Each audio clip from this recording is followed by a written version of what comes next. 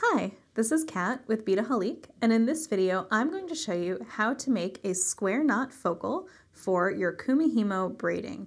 Now I was looking to find a nice tutorial for you guys and I couldn't quite find one, so I wanted to create a really simple technique, something that wasn't too complicated to get this really fun little focal look here.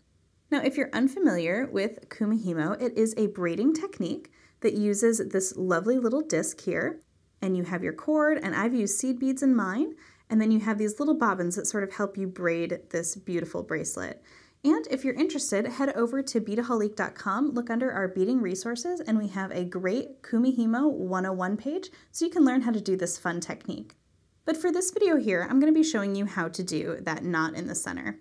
So I have a couple of pieces here of paracord to sort of simulate my Kumihimo.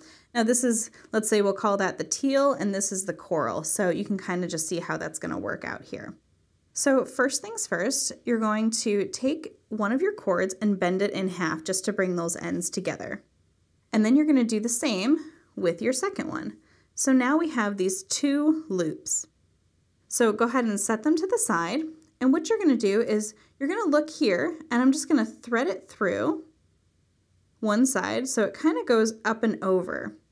Now, the gold cord, I'm going to take the ends and sort of bring them through that center little loop there and bring them up and over the top.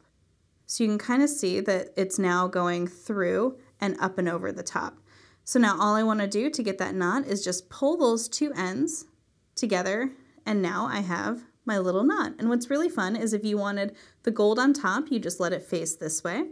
Or if you wanted the blue on top, you just twist it and let it face that way. So kind of fun little technique. So I'm going to show you really quickly one more time. So from the beginning, you just take your cord, bend it in half, take your other cord and bend it in half.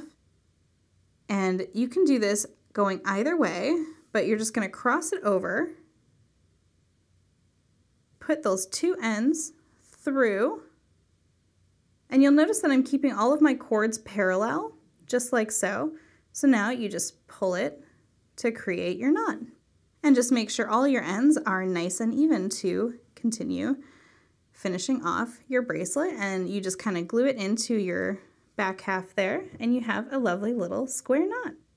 So just something really fun, and creates a nice little focal, adds some interest to your beautiful beaded Kumihimo.